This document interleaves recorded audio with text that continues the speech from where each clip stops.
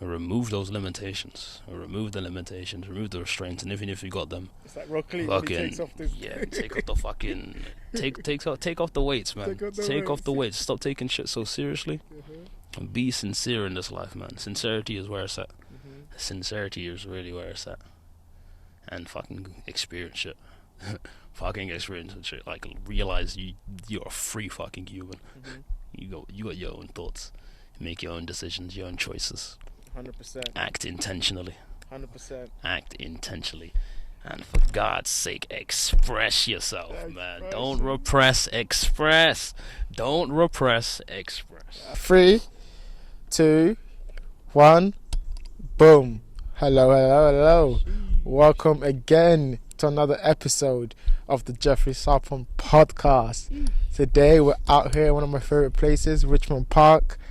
And I have two with me, a very, very good friend, and I'd like him to introduce himself. Jason, do you want to introduce yourself? What are you saying, brother? Introduction, Jeff. Thank you, bye. No I'm good. Introductions. Just introduce yourself. How would I introduce myself? Your name, your passions, how are you? Let's go. Oh, to be fair, well, simple. Let's start with simple. Jason Akarike is the name. I'm a simple man. I like animations. I like drawings, 2D pictures, creating stuff that you see inside your head, and having something to visually represent it with, and express it with. And then also your writing perspective. What's about writing perspective as well. Wait, what do you mean? Like, you also have a writing. You used to write, and you also like have ideas for blogs. I write a lot as well. Get into the just trying to compartmentalize and process my thoughts onto paper. Yeah. And just see what comes out, stream my consciousness, allow it to just fucking flow out, whatever I'm thinking, and kind of give meaning to it in a sense as well. 100%. So as I like to tell everyone, so how it's going to work is that I'll basically just ask some questions, and then I'll pass the mic to you, pass it back. That's going to get annoying, passing the mic back. Happens. But I want you to just go. So when you get the thing, you just go, show your consciousness, whatever you think, and then you know when I want to interject, I'll just put mine a little bit up, and then we can ask a question. The flow, we get the flow into it. But first, forget all of that. How have you been? I've been with you the whole day today. True. Did you want to tell the people what you've been up to? The guy introduced you to Richmond Park for the first time. What do you think about Richmond Park? Excellent fucking place. I forgot I had to grab the mic. I can't lie. Excellent fucking place. But today's been a fucking good day. Peaceful, tranquil. We in nature, touching grass, looking at the trees, seeing sunsets, the moon. There's a lot of just environmental goodness that you don't really get in the city. London. It's usually a lot of fucking cars, a lot of people. Can't really think. But when you're in Richmond Park, you can kind of see. You kind of see just like the landscapes, the sky, the sun in full, the tree lines. It's just fucking beautiful. Anyway, a lot of walking. Ate some fucking favourite, the fucking classic chicken and chips, man. You can't go wrong with that. Can't go wrong with that. Gonna smoke up a little bit, but there was some issues with that one. Forgot them a little bit as well. It happens. It's actually for the better, actually. Probably for the better, because now I can actually clearly think about at least somewhat clearly think what I'm saying. 100%. Alright, cool. So I'll start with the questions. Good day, though. So it's a good day. I'm good, man. I'm good. You're right. No one ever asks how the interview is doing. I but I'm good, man. It was good to see you as always. Like you said, man, I always like coming to Richmond Park, man. It's a good place. See, you're outside. You just, just walking around, having a good time and just enjoying the weather and just like, it was a good day today. It's a bit cold now. It's getting a bit colder, but before it was really nice. Sun is setting. Yeah, sun is setting. But we're out here. We're having a good time. To even continue to have a good time. I wanted to get you on this podcast because you're one of the people that I think is very, very intelligent, very unique perspective. You have a very eclectic interest that make you a very interesting person to talk to. And I always like talking to you. I always think it's great when I get to speak to you. So I was like, you know what, let me get the man on the podcast so the man and people out there can also see it. So, I know most of these questions I'm going to ask because you talked about them loads of time. But I just want you to just, relay the answers for them to also hear. So we can start off, the normal stuff. You talked about your passions, creativity, philosophy and expression. What do you mean by each one? Just go through that. What does creativity, philosophy and expression mean to you? Okay. Creativity, philosophy and expression. Well, many things, many things. But we'll start simple with creativity. Go on. Creativity, a lot of spirituality that goes into it, a lot of spirit. That's your passions. That's the person you are. Oh, yeah, that's the go, person go. you are. That's the person you decide to be. Creativity is your passions, straight up. It's what you basically, I guess, bring into the world. What you decide to create with the two hands that God gave us. You see, perceive things. You get your interpretation of these things, and then you portray that realistic essence into through your own experiences, through your own intentions, through your own way that you, I guess, exist in the world. Yeah. It's Show up in the world. Do you think creativity is important for every individual? 100%. I think everyone's creative. People say they aren't creative, but I think a lot of people are creative, but they just don't understand exactly what category of creativity they're actually working on. You know what I mean? Yeah. So problem solving is creativity at its finest.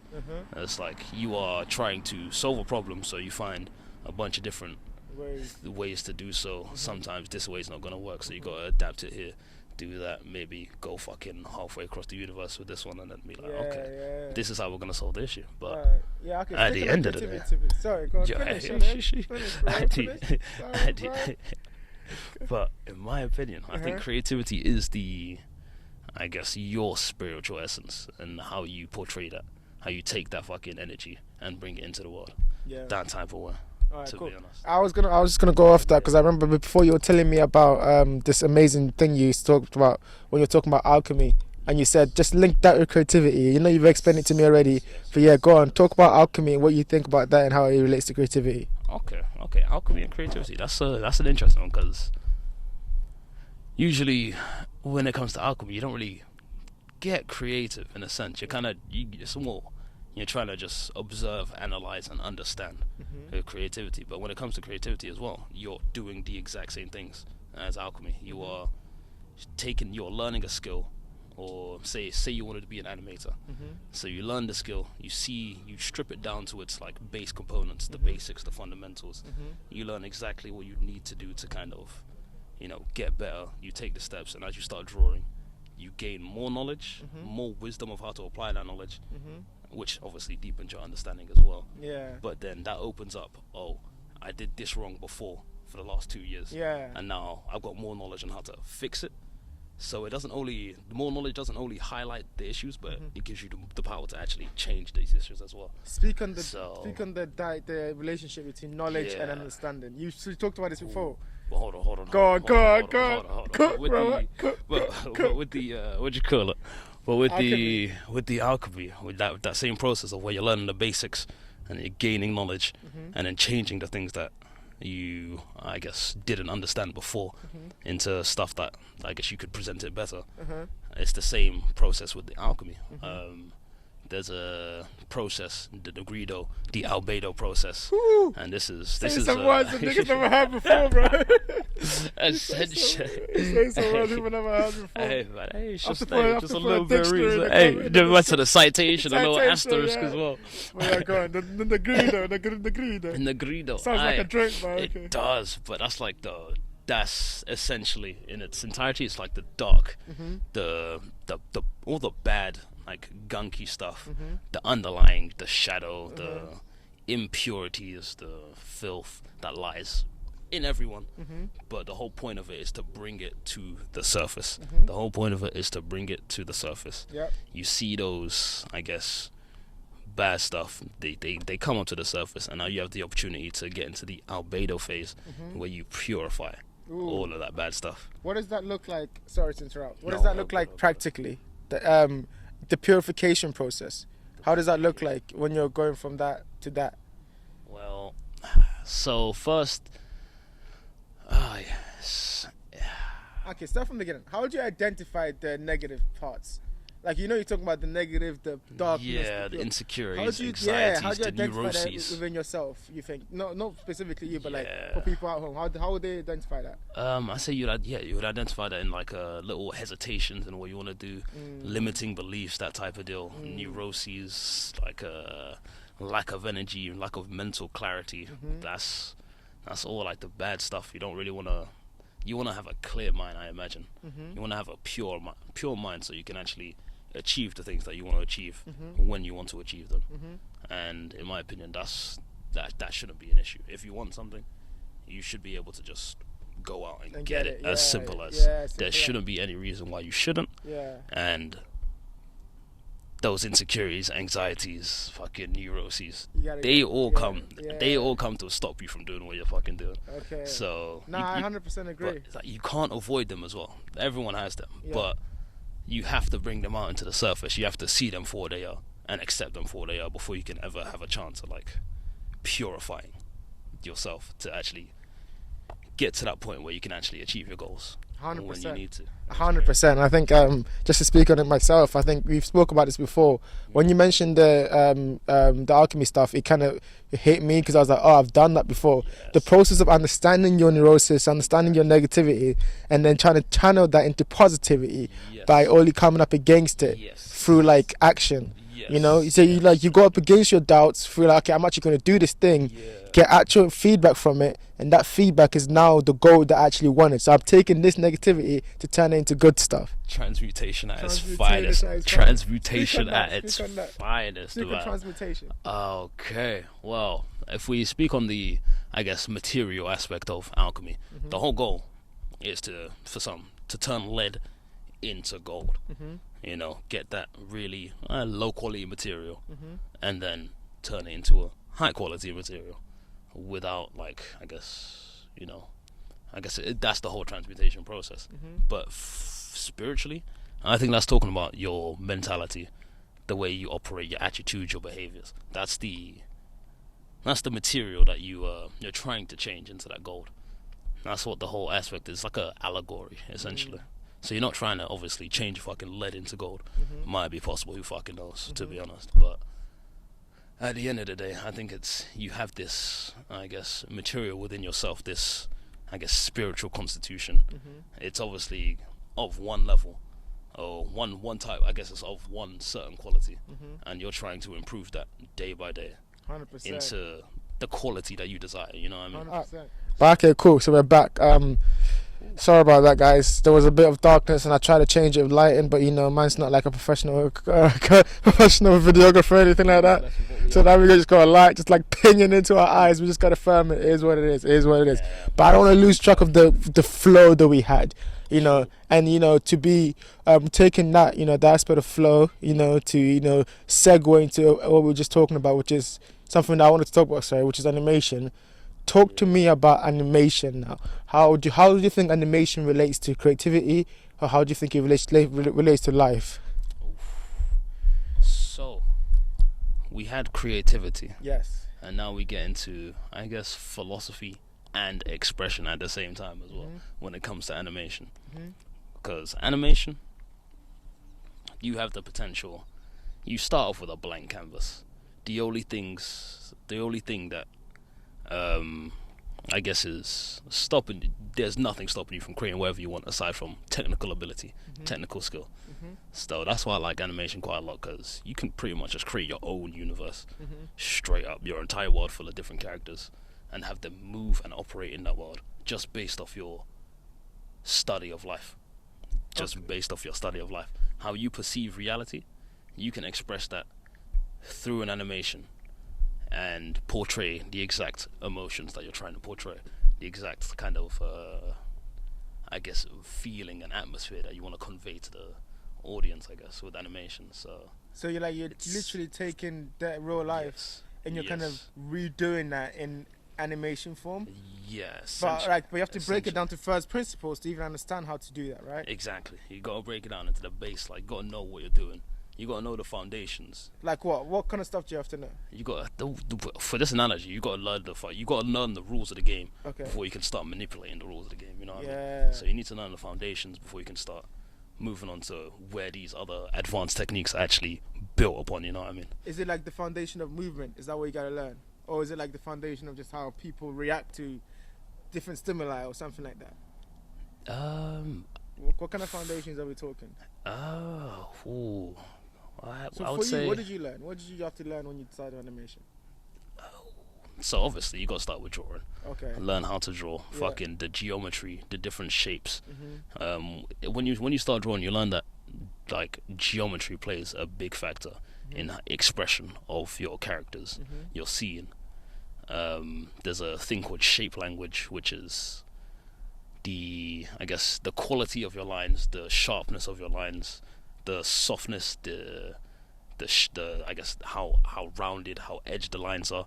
They all contribute to portraying a different type of characteristic for your different characters and shapes and stuff. So a big guy, maybe a fat guy, would probably be, round, a lot of circles, a lot of ovals. And once you start drawing, you kind of start seeing these shapes in real life as well, like fucking the triangles in the trees, the rectangles and the cylinders in the trunks and shit. And then it gets into human anatomy as well. And then movement is where it gets interesting. You get into the fluidity of things, you get into the flow, you get into the motion, because nothing, how do I describe it? Nothing teleports, you know what I mean? There is always a cause and effect, the law of correspondence, but we won't get into that. We won't get into that this time, bro. The Kybalion, bro. You're not ready for that one. Kybalion, the laws of correspondence, You're not bro. ready for that one. Damn.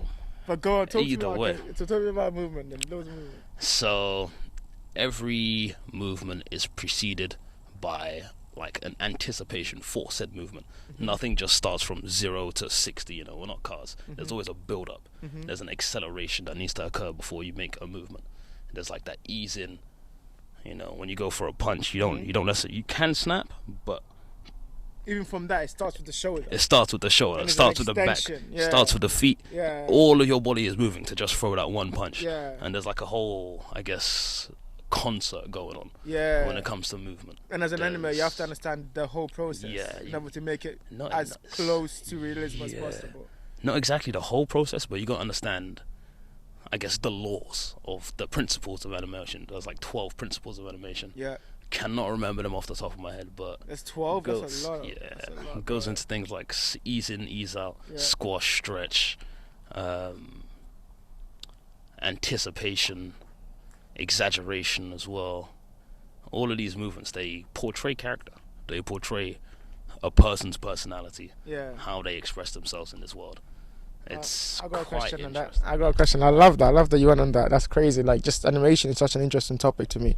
I've always grown up watching animation, but I've never thought about it that deeply. To be able to see it from that perspective that you're talking about, which is understand the rules of engagement behind it, the rules behind it. Like, I've already really found that with writing, where I wanted to understand the rules behind it. Like, how do the sequence of words, how do you structure it? How does they make you invoke a certain type of emotion, all of that stuff there. Alright, cool. Then we'll talk about something else. I want to come back to animation later when I ask you about one of your favorite animators. But for now, I want to get into writing, since we touched on that a little bit. Talk to me about writing. You mentioned the Kybalion, which is like, guys, if you don't know what Kybalion is, go and search it out. Like, I warned you.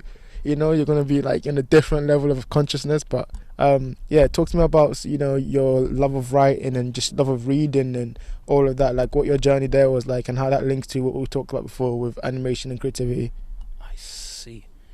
Well, writing is completely different. Not completely different. It's the same level of expression, creative as well. But I think it's more of it's a less processed form of creation. Because you are literally putting pen to paper, putting your thoughts out, and using your imagination to just spawn fucking information and data. It's like, there's so much potential that comes with writing. You can make anything with writing. The way it's structured, even writing has a flow. Like, if you understand the flow of writing, then you can portray any expression, portray any emotion. You can create a complete fucking movie, in someone says, with just words. And the best part is, it doesn't even stop at the author's expression. It's like the author has an idea of how this wants to be interpreted. But I think there's a famous phenomenon called like the death of the author, where people are going to take that information, interpret it in their way, and then pass off as truth, as how it's meant to be as well. 100%. But that's the beauty of fucking art, writing, creativity. There's a subjectivity in it. Not all of it is going to be clear-cut, defined concrete. There is, once you create this one piece of work, it can now expand into thousands of different iterations and variations, 100%. just from people's different interpretations, which spawn from their experiences, from their life, from the way they exist, the way they operate. It's mad. It's fucking bonkers, bro. It's mad, bro. It is bonkers. It's mad. It's mad. It's a strange thing. Let me go on that. Now finish your point and I'll go on that. It's because essentially you can write something. Someone might not be able to understand it, but they can resonate and kind of feel the vibe of what you're writing, what you're saying. There's a whole tonality. There's a whole, I guess, structure to the way things are. Or there's a familiarity, like, just to go on that, then, or there's like, as a writer, I've known, just like from my personal experience, like, whenever I write and I share with someone, I always look for if they understand what I was trying to say, because it's not even about the quality of the work, it's about the understanding that I'm trying to convey. So if I'm like asking you, do you understand the words I'm saying? I'm trying to paint a picture by putting these words in a certain sequence, and then this paragraph under it, like, I'm like so like minute when it comes to details like that. I spend hours on a sentence because I'm like, the sentence has to make sense, because then it's a sequence. It's like we're talking about animation. It's a sequencing of it. One thing has to come before another for you to process it. What information am I letting you process first, and then what information I'm going to end you on? That affects the whole body of work. Exactly. How you can see. How you can see it. You said it better. You go on. Oh my gosh. No, I can't go off that anymore, bro. I need you to continue. Alright, fair enough. You were saying that. But no, 100%. Like the sequence and also I think that's why writing is so important for creatives, because I think like to get your mind in that kind of like structure where you put down things on the paper, then you have to structure it. So you're structuring your mind as you do that. You're taking it apart. What do I really mean by this sentence? This is not really good. Okay, again and again, and then you get to a sentence, you're like, okay, that's exactly what I mean. That's what I was trying to say. That's what I thought, and not just thought. That's what I felt. That's what I felt, and that's what I understood. That's where it came from. And I think that ability to do that, it's not just writers that can do that. I think poets can do that. I'm also a poet, and I love doing that also too. But I think it's really important to be able to do that. And I just go off that. Then I wanted to talk to you about. You have this amazing perspective. I want to know where it came from, the influences that led you to get to this perspective. So we can talk about animation first. Where did it stem from? Where you start to understand and see animation the way you see it so uniquely? Damn, bro. I'm so angry to have visual for this. Yeah, no visual. It's something. But you might have to hear this. Hear this when you're doing whatever. Hey, they're saying, man, the lips of wisdom are closed except to ears of understanding. The kind of Repeat that. I said the lips of wisdom are closed except to the ears of understanding. So the eyes are also closed. You just have to hear ears, brother. Open your ears, man. Listen to the wisdom. If your ears are open, you'll gain the wisdom. If your ears are open, you just gotta listen. Anyway. But God, you're talking about. I asked you about influences. What's your influence? Many influences. Many influences. But animation specifically. With animation specifically, we'll start off with, I guess, you got your childhood. You grow up watching fucking cartoons. SpongeBob SquarePants, fucking intense animation. Was that your favorite cartoon when you were younger? Maybe not my favorite, but fucking good one. Yeah, okay. Because there's a lot of life in that soul. There's a lot of soul in that. It's a cartoon, 2D animation, but you see people. You know what I mean? You see character. It's quite astonishing. Were you back then, being back then, like, were you like deep in it like that, or did you just recently start? No, I think it started with Gravity Falls, to be honest. Okay. I started watching Gravity Falls, and then started like. Go on, don't worry about it, man. I started. So Gravity Falls, sketching. I guess I started sketching. Watch pause because I had fucking Sky, so you could just pause the TV, and start sketching because I really liked the animation and the kind of mystery, the type of shit they were discussing. Weird, strange, occult fucking mannerisms, but it's like you get shows like Gravity Falls, Adventure Time, The Amazing World of Gumball, fucking Regular Show. All these completely different animation styles created by different people, expressing completely that's 4 universes I just mentioned. That is 4 complete universes, chock filled with their own characters. Yeah, they might be created by one person, but aren't we all? That's, you know I mean, what that's it. Yeah, you're Aren't dropping we too all? many hits. Bro. Anyway, we'll talk about that later. But go on. You were saying, okay. So when did you start actually deepen it? Was it when you did it at uni, or like when you start deepening like the structure of it and like understanding how it was all sequential and breaking it down to its bare bones? I think definitely university did have a hand in that, because we didn't actually in my university. I stayed there for like 2 months. I was not bothered to deal with that shit, because 2 months in we did 0 animation. So I was like, what the fuck am I doing there? Anyway, so I was like, oh fuck it, I'll learn it by myself. And when you go to learn it by yourself, after watching it, a lot of time you start seeing, you start asking questions. How does this actually operate? How do they make this work? Because I had a basic understanding of animation back then. I was like, oh yeah, frame by frame by frame by frame by frame, basically animating on ones, which is a lot of fucking work, tedious. So I was like, how do they make it so fluid? How do they make it so easy and digestible? How do they pump out these animations week by week by week? Anime was a big fucking influencer. Bro. That shit was crazy. Talk to me about anime. Anime is different. Hey, let me finish my point, man. You're getting all clogged You're up the in one the who's fucking sending bed, different man. directions. It's my fault. Finish your point. Hey, yeah, with that, it's like, so the point is gone. No, I got. So you were saying that you start like, so anime was a big influence because you started seeing like how it kind of all worked when you start looking at it yourself. Yeah. And you kind of start seeing it. Yeah, the questions start being asked, like, how did they get it so fluid? How do they build these characters? Where does the inspiration come for these characters? Find out most of them come from like real life people they've met, real life experiences they had. They take culture, expand on it a little bit more, and then kind of interpret it in their own way for their world and their university for that show. And then I think that's just an interesting way to, I guess, kind of manipulate your own surroundings in a way, kind of portray your reality through your own lens, through your own personal lens. You know what I mean? And then Yeah. And then I was gonna ask before you finish that. Sorry to interrupt, but I'm just so excited speaking to you because you just go off to these tangents that I just want to delve into. But yeah, you're right. Patience. We're gonna get there. But yeah, okay. So you're saying about animation and anime. Like, talk to me about the difference between anime and animation. You know, talking about cartoon, these like Gumball, Adventure Time. Talk to me about the differences between that and Japanese animation, and like how you kind of realize that when you're watching them. That's a good one, actually. What I've noticed, I guess, I mean, obviously they're both entertainment, like media for entertainment. Ooh.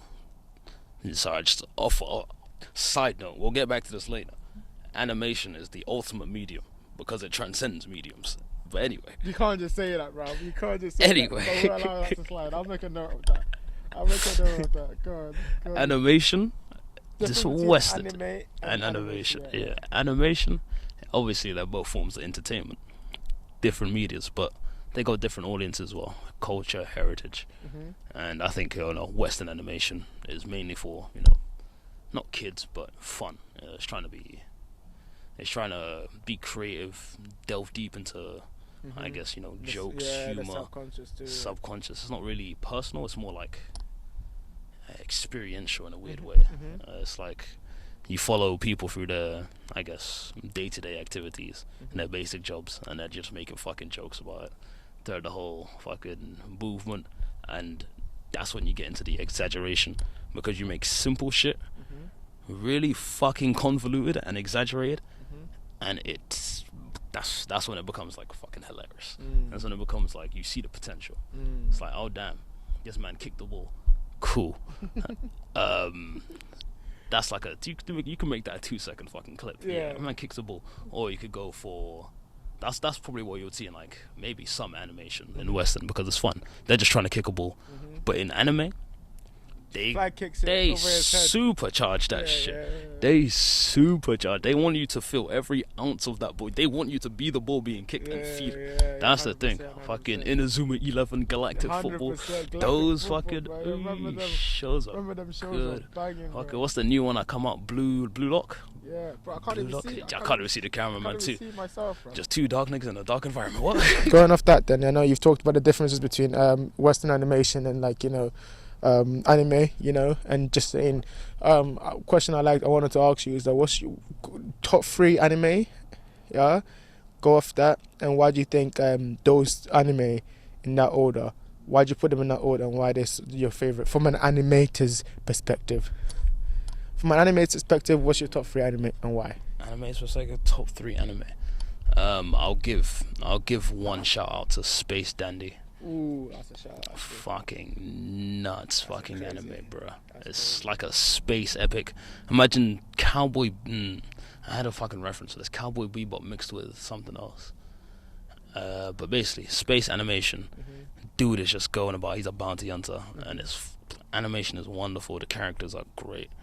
They have a lot of development. There's a lot of spiritual essence that goes into it. It's like Star Wars mixed with fucking Cowboy Bebop. It is so nuts. Cool. That's your first one, or that's so like special nuts. shout out? First one. That's probably my first one. But like somewhere in the top 3, no order. Okay. But Space Dandy is definitely up there.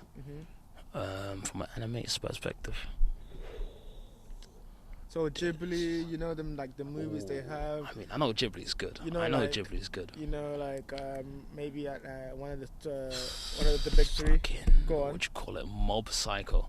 One Punch Man, Mob Psycho. That fucking animator one. I'm not sure if he animated it, but he did the comics. He did the comics, but he did, the animation was fucking tremendous in those shows. Both of them were fucking astonishing. They really, really, really changed the game with like how shit is being animated. But yeah, they've been doing it for a fucking long time. But One Punch Man, that was some serious fucking shit. The way they go from like minimalistic, simplicity straight to complex scenes and frames. That's the type of shit I live for animation. Okay. It's that exaggeration of simplicity, the switching up perspectives, and fucking subverting expectations. That type deal. Surprising people with the shit that you could just fucking make. It's incredible. Well, it's incredible. I'll give it to One Punch Man, Mob Psycho, since they're created by the same guy. So Space Dandy, Mob Psycho, and One Punch Man. Yeah, no. One Punch Man, Mob Psycho, they're the same. Okay. Same, because the same guys. What's your third one? Third one though? No Ghibli, that's crazy. No Ghibli. I mean, Ghibli's it's a classic, yeah. But I mean, Ghibli have like 10 films in the top 10. 100%. But I'm not a mainstream man. I can't lie. He says that, but I don't know. To be fair. What's your third one? Wow, third one. Animated perspective. That's what I was thinking of. Obviously, you got Dragon Slayer as well. Fire Force. Animation was spectacular in those as well. There's one in my head. I cannot remember it. The old animation, man. I gotta give one to the old animation as well. 80s, maybe like fucking Hokuto no Ken, Fist of the North Star. That shit's cold. Shit is cold. JoJo's OVA. Yeah. Not the JoJo's Bizarre Adventure, but the JoJo's Bizarre Adventure OVA. Yeah. The animation was fucking solid. Solid animation. I did enjoy that. Okay, alright, cool. Vampire Hunter D. Oh, he could go on all day. This guy's an animated lover, bro. But I know you're not just an animator, you're also a philosopher. You're deep into philosophy. You're in the trenches of philosophy too. So I wanted to ask you about like, what do you think about like people like, first off, who's your favorite philosopher? Talk about. I know you've mentioned Alan Watts, but also talk about Jung and what he talked about and his ideas, and just like why you think philosophy is also important and how it can be applied to people's lives. Deep question. Of course, bro. Deep question. But I'll try to keep it simple because my head is hurting now.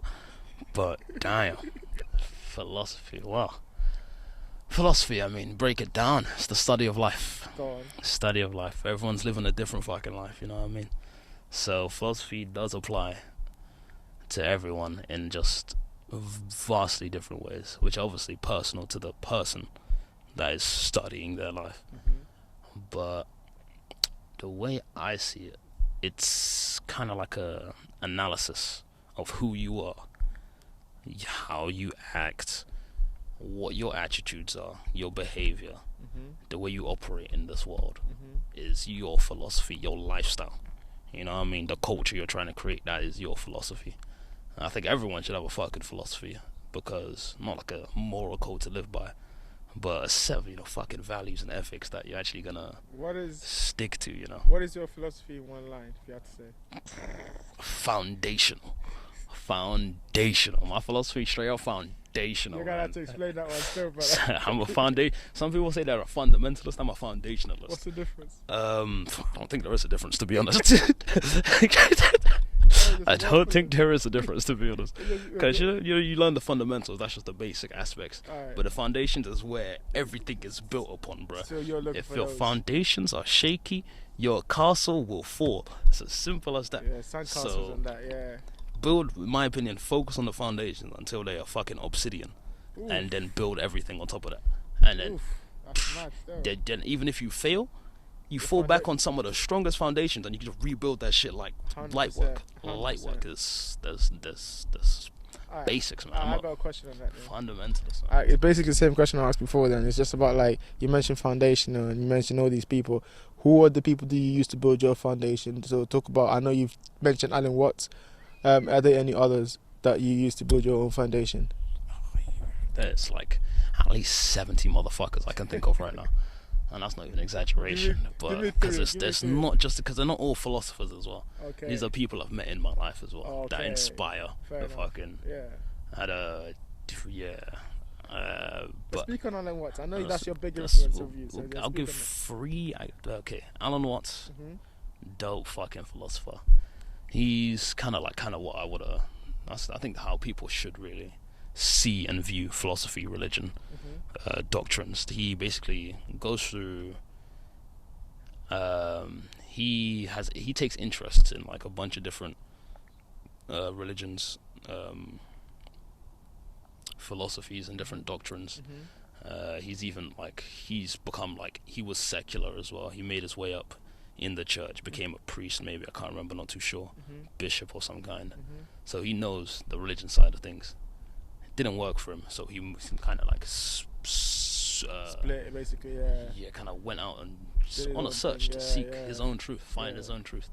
Through there, he developed like his own fucking, not really his own doctrine, but he takes from a lot of different fucking places: Buddhism, Taoism, Zen, fucking the Vedic goddamn structures. A lot of words I've no idea. Well, go on. But even like theocracy as well, like Christianity, Islam, Judaism. He takes from all of them and applies them to, I guess, his own way of living, which is what I think is what everyone should be doing, really. Because there's no right way to do things. There is only the way you do them. You know what I mean? The how it is done. It's never what you do, it's how it's done. 100%. There's no idea is original. There's nothing new under the sun. No. It's never what you do, it's how it's done. Dude, shout out Barry White for the sample as well. Shout out Barry White for the sample. Oh my god, I'm never gonna give you up, baby. Shit. Sorry. Nah, it's good. You're just going off, bro. I just got him on. I caught him on a good day. He just on one. But now you were saying. So you mentioned Alan Watts. Is there anyone else that you would consider? Because for me, right, when you mention about the philosophy, I go straight to Jung. I go straight to the understanding of the shadow. You know, we're out here in darkness, bro. You know what I mean? Like, literally, because the camera and, you know, how dark it is right now. But also just, like, in terms of just, like, understanding the self, right? Yeah. So go on Jung and what Jung teaches us. Honestly, I've researched into Jung. I've watched a lot of videos, taken notes on what he's done. But I'm still, like, for myself, still trying to understand from his perspective. Like, he was a very intense man. Yeah. Like intense, bro. In fucking tense, bro. Like but from what you know, you're speaking a bit. He was like for most people, I don't think they're ever gonna reach that level of I guess connection with their psyche, like understand it deep enough, or even take the steps to fucking understand it deep enough to the level that he did. because obviously it's some scary shit. They don't really want to. Some people are afraid to go that fucking deep.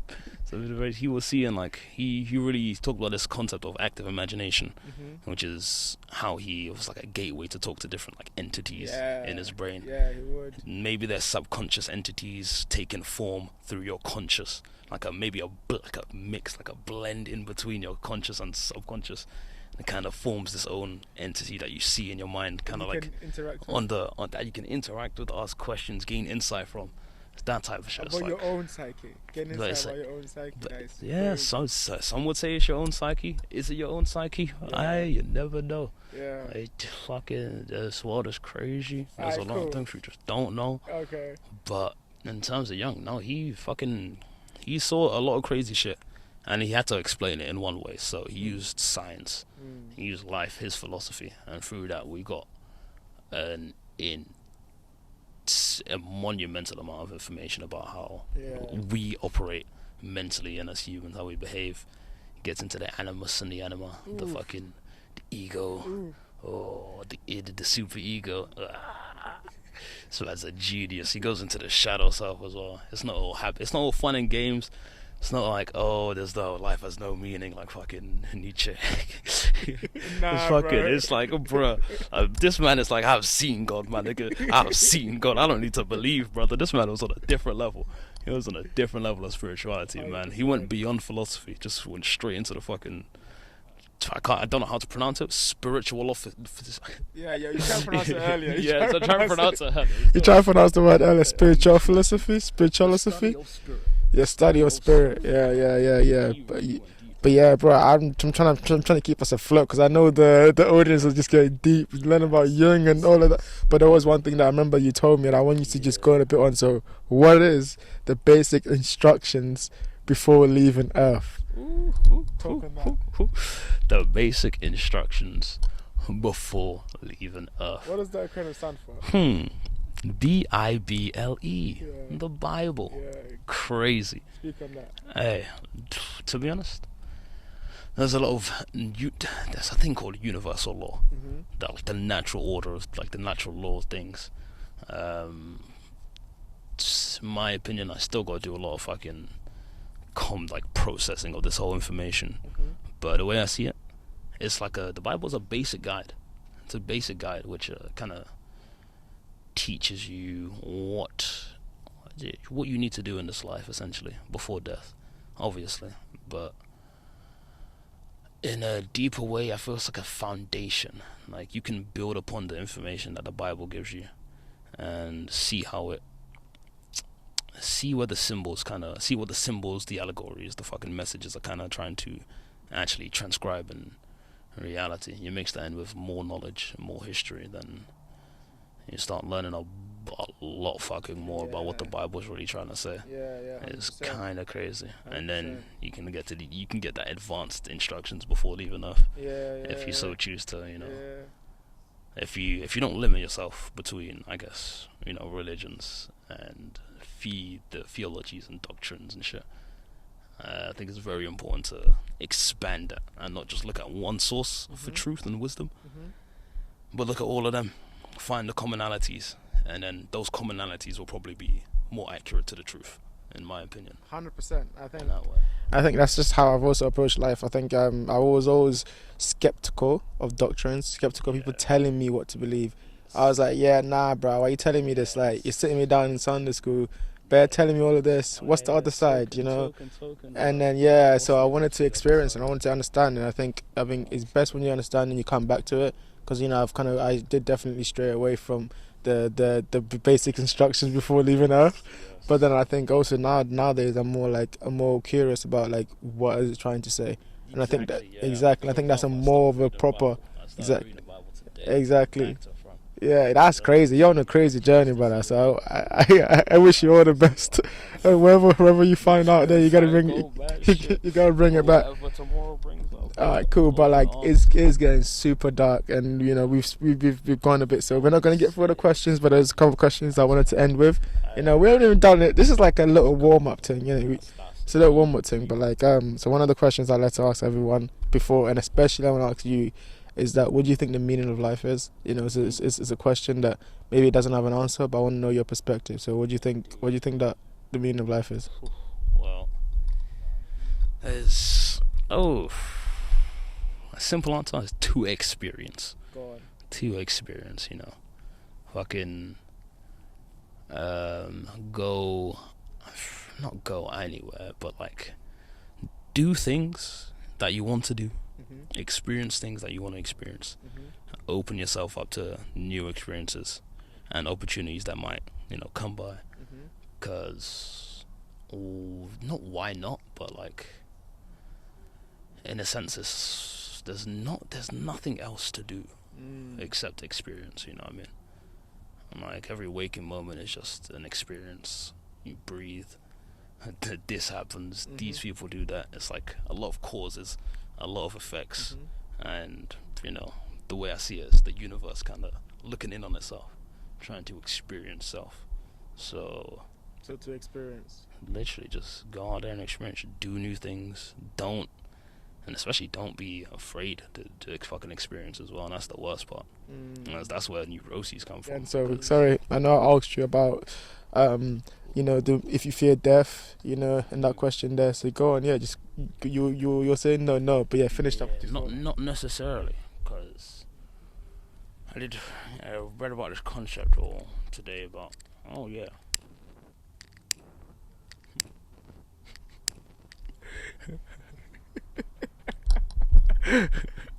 I read about this concept today. Watched a video actually. It said, technically we've been dead for 13 billion years. So life is a thing we're uncomfortable with. And just fucking nuts. Deep develop that point for that man that probably won't understand that. What do you mean? Been dead for 13 billion years. Honestly, I understand it a little bit, but it's like, okay, it goes into the whole essence of like unity and energy being one single, you know, one single source. So essentially, over time, through the process of cause and effect, things happened because of this. An effect was made. Cause effect. 13, you know, atoms collide. Hydrogen is made. Chemicals fucking made. This creates rocks. This creates gas, liquid, solids. Boom, bing, bing, bing, bing, bing. You got stars. Bing, bing, bing. You got nebulas, pulsars. Bing, bing, bing. Give it another like 2 million years. Bing, bing, bing. Cause and effect. Cause and effect. Until you get asteroids. Shit blows up. You got dead rocks, they all merge together, gravity, bing, bing, bing, give it another 4 billion years, bing, bing, bing, bing, bing. Just took us through the whole concept of time.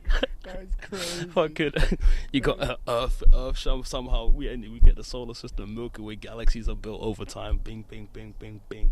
Mountains, rocks. Then you end up here, bruv. You end up here. It's like fucking, so you know how people say, oh, we're stardust and shit. Oh, yeah, that's what they mean. Yeah, That's what they mean. 100%. It's just, this energy is not really going anywhere. It's going somewhere, but it doesn't leave. It doesn't really. It doesn't dissipate. It just continues. Really, it just continues. It continues and continues. So technically, that's why you don't feel that. Yeah, that's not what I do, but that's like an interesting concept for an interesting concept for why. But in my case, it's like I don't know how to explain it really, but I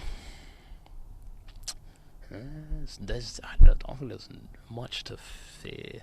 I mean, it's a new experience, you know what I mean? It's non-experience. It's a new experience really. Half and half. So yeah, it's weird to explain. But I get what you mean. It's like you can't understand it. Well, even you've lived there you've been in that state for 13 billion years. But there's a concept called quantum immortality as well, which says since you will never be conscious of you being dead. So how would you know if you were dead or not? Which means if you observe the thing and it's dead, you're dead, you won't know. If you observe the thing it's alive, then you're alive. You know what I mean? If you're conscious, I think, therefore I am. If you're conscious, you're alive. You know what I mean? And if you're unable to be conscious of not being conscious, then you would be dead, but you would never be able to tell. You know what I mean? You'll never be able to tell. Exactly. You know, and brother, you just took us through a mad one there, fam. That's nuts. I needed the Thesaurus to even go through some of the concepts that you just talked about. But yeah, bro. I feel like I could frame it a little bit better. Nah, but I get it. But I mean, we've discussed this before, and that's probably why I get it. Yeah, the concept of being not alive. You know, you spend more time not alive than you are alive. And so to fear something that you have more familiarity to, just because you have no memory of it doesn't mean it doesn't exist. And I think that's the question. We're not fear of death, it's fear of non-existence and fear of the memory that you have of today and tomorrow and the future, you know. And that's why it leads back to what you're talking about when you say experience is the meaning of life. You know, experience, because at some point in time you won't be able to remember these experiences. And so to experience is the only thing that, you know, you have to hold on to dearly, because in the end, that's what your life is made up of. Not of the time, not of the years, but of the experiences that you had. Literally, the information you took away. Yeah, 100%. And bro, we could go on and on and on and on. We haven't even done this. Bro, we got this again. We got to do this 100% again. I've enjoyed this so much, but thank you so much for coming on today, bro. Better state of mind. Just get some sleep. Get some sleep. Nah, you can't be drinking before these podcasts, bro. And then yeah, we gotta do it in daylight, bro. What is this, bro? I don't even know if you can see me, but it's cool, innit? It's fine. You know, I had a great time, but is there anything you want to say before? We're just in the conversation, bro. It doesn't matter, bro. Yeah, I mean, I know they enjoyed it, so I know they will come back again. I know we're gonna definitely do one of these again, and next time in light, so you can actually see, you know, how much I was just shaking my head and just like the stank face out when you were just saying some shit. I was just like, ooh. You just be spitting, bro. But yeah, is there anything you want to say to close this out? Something you want to say to the people? Maybe a thought to leave them with? Fuck. Well, to be honest, it's interesting coming from me because I've had a lot of fucking terrible issues with fucking, I guess, doing what I want. But I would say remove those limitations. Remove the limitations. Remove the restraints. And even if you got them, it's like Rock Lee when he takes off this. Yeah, take off the fucking take off the weights, man. Take off the weights. Stop taking shit so seriously. And be sincere in this life, man. Sincerity is where it's at.